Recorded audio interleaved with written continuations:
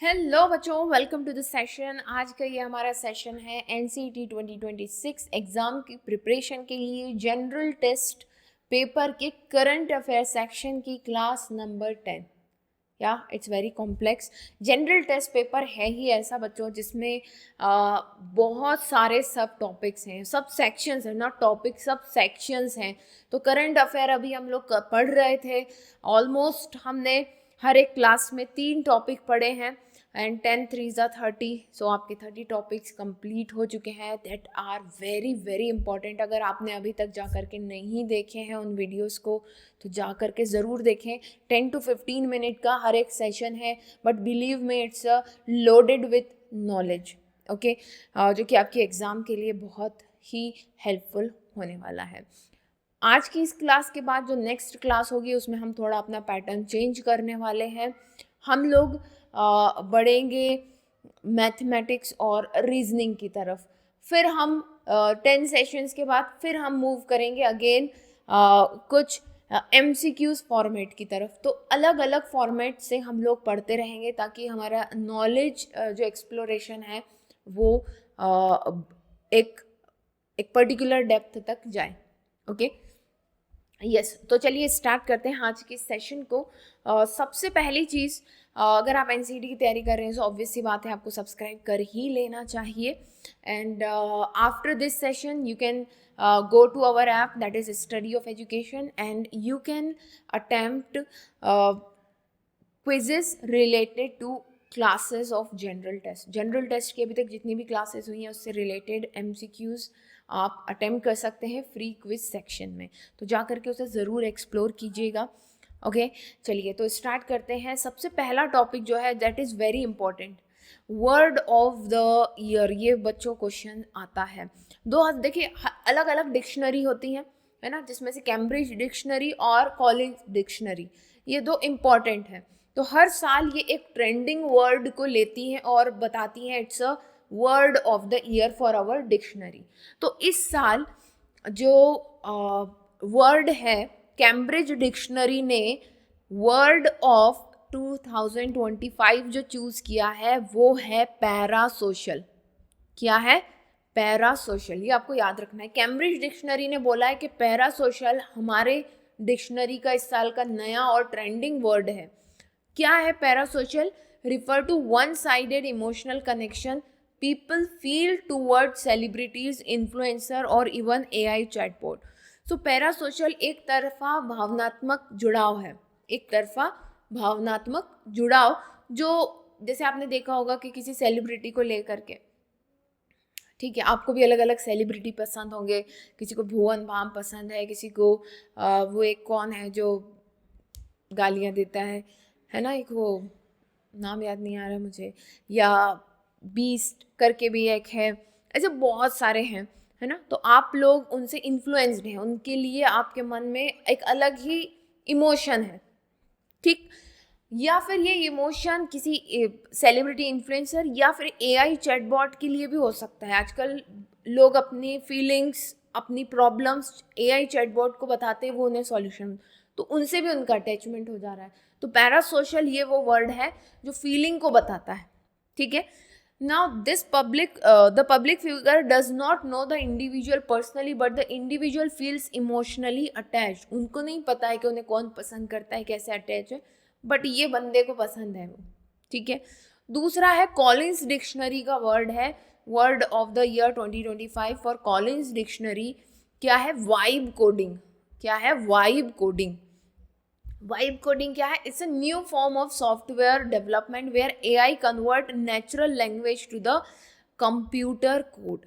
तो vibe coding software विकास का एक नया तरीका है जिसमें AI सामान्य भाषा को कंप्यूटर कोड में बदल देता है। मतलब वो वाइब मैच कर लेता है, आपके इमोशन समझ लो, आप जो कुछ भी आप बोल रहे हो, किस टोन में बोल रहे हो, उसके हिसाब से वो कोडिंग करेगा।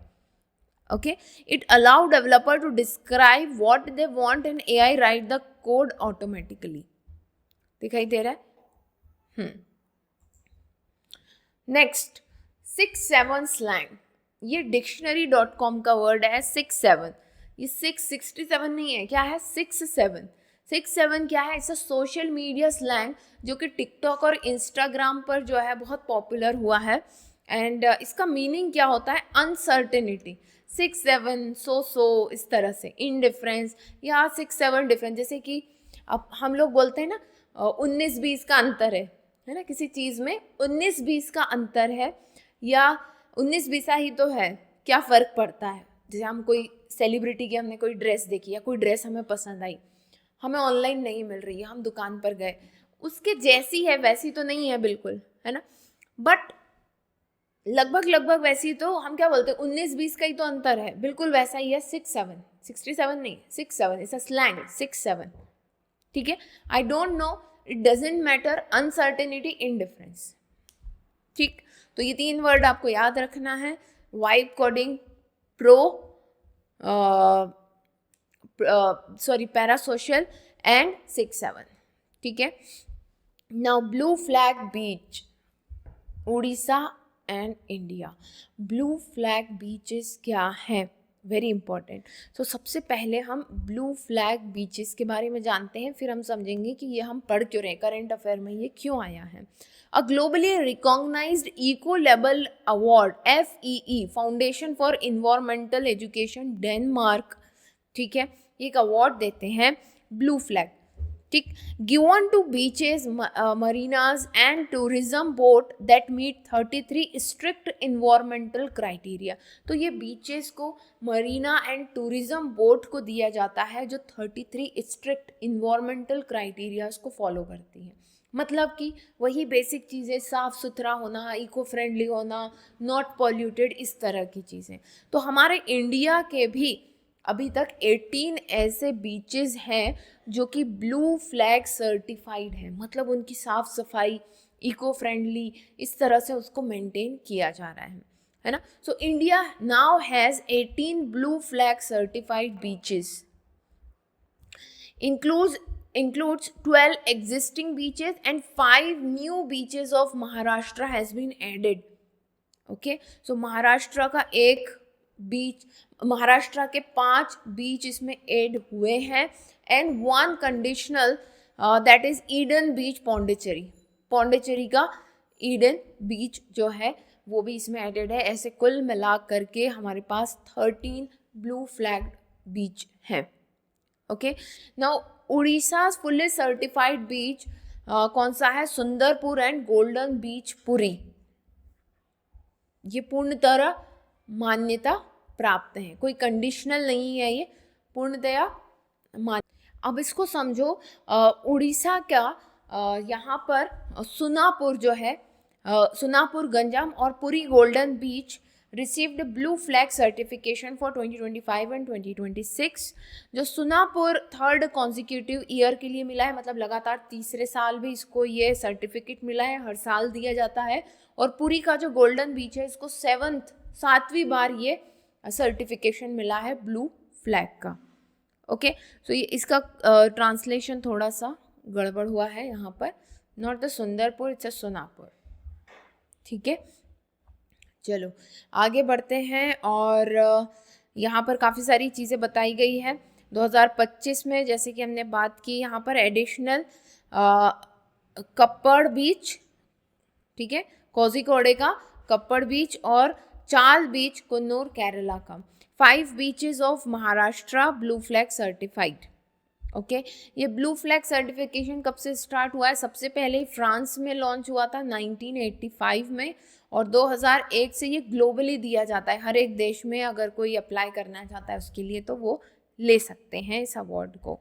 इसके 4 की क्राइटेरियाज हैं: water quality, environmental management, environmental education and safety. इन चीज़ों को देखा जाता है जब ये अवार्ड दिया जाता है। हमारे इंडिया के जो अलग अलग बीचेस हैं, उसमें से बीचेस के ये नाम दिए गए हैं। इसमें सबसे ज़्यादा इम्पॉर्टेंट है उड़ीसा का गोल्डन बीच पुरी, 7 बार इसको मिल चुका है। बाकी अलग अलग जगहों के यहाँ पर नाम दिए हुए हैं, तो आप इसे नोट कर लीजिएगा। और ये देखिए टोटल 18 है हमारे पास। सोनापुर 3rd कॉन्जिक्यूटिव ईयर के लिए, पूरी golden beach 7th consecutive year के लिए मिला है। 33 इन्वायरमेंटल क्राइटेरियाज पर ये दिया जाता है। ठीक है। न्यू एडिशन क्या है, केरला के जो 2 जुड़े हैं और महाराष्ट्र के ये 5 नए बीचेस जुड़े हैं इसमें। चले आगे है, नेक्स्ट अवार्ड है UNEP चैंपियंस ऑफ अर्थ 2024। ये 2024 दिसंबर में दिया गया, इसलिए ये 2025 के लिए इम्पोर्टेंट हो जाता है, ठीक है। सो माधव गडगिल को UNEP टॉप ऑनर मिला है, सर्वोच्च सम्मान। कौन सा सर्वोच्च सम्मान मिला है, champions of the earth award, ठीक है। किसे, माधव गडगिल को। क्यों दिया गया है, ये सबसे पहली चीज तो ये लाइफ टाइम अचीवमेंट की कैटेगरी में इन्हें मिला है, ठीक। क्या इन्होंने कंट्रीब्यूशन किया, known for championing community driven conservation of forest, wetland and ecosystem. वनों, आर्द्रभूमि और पारिस्थितिक तंत्रों के समुदाय आधारित संरक्षण के लिए प्रसिद्ध हैं। क्यों जाना गया इन्हें, क्योंकि समुदाय के साथ मिलकर के इन्होंने वन, आर्द्रभूमि और पारिस्थितिक तंत्रों को बचाने का प्रयास किया है। His research strengthen the rights of marginalised community and influence national environmental policy. वंचित समुदाय के अधिकारों के लिए इन्होंने काम किया है और राष्ट्रीय पर्यावरण नीति को मजबूत किया है, ठीक। He headed the Western Ghat Ecological Expert Panel also in 2010। तो काफ़ी लंबे समय से ये पारिस्थितिक या इकोलॉजी या आप कह लें इन्वायरमेंटल जैसे कार्यों से जुड़े हुए हैं। अब बात कर लेते हैं UNEP क्या है, बहुत ही इम्पॉर्टेंट। UNEP पहली चीज़ तो अब ये मैं आपको होमवर्क दे रही हूँ, फुल फॉर्म मैंने ऊपर बताया हुआ है, हालांकि UNEP पहले आई थिंक हम लोग इसको डिस्कस कर चुके हैं, ठीक। So UN's environmental agency, UNEP is the UN's environmental agency established in 1972, okay। After the first global environmental summit, United Nation Conference on the Human Environment, Stockholm। So सबसे पहली globally अगर कोई ग्लोबल समिट हुई थी तो वो 1972 में हुई थी। कौन सी, United Nations conference on human environment, okay. इसका हेडक्वार्टर कहाँ है, UNEP का हेडक्वार्टर कहाँ है, नैरोबी केन्या में है। 193 कंट्रीज इसके क्या है, मेंबर्स हैं। और ये किन चीज़ों पर काम करता है, it works on climate change, biodiversity loss, pollution and waste, ठीक है। सो UNEP का टॉप ऑनर है champions of the earth award, जो इंडिया के माधव गाडगिल को मिला है, ओके। और ये अभी आपका मैंने लास्ट सेशन का होमवर्क दिया है, UNEP का फुल फॉर्म आपको कमेंट सेक्शन में लिख करके बताना है, ठीक। तो आई होप कि ये जो 10 सेशंस हैं इनसे आपने बहुत कुछ सीखा होगा। अब हम पैटर्न को बदलते हुए नेक्स्ट सेशन में मिलेंगे, that is going to be a surprise, okay. 50-50 surprise, आधी चीज़ें तो मैंने बता दी हैं आपको। चलिए फिर मिलते हैं नेक्स्ट सेशन में, तब तक के लिए best of luck and bye.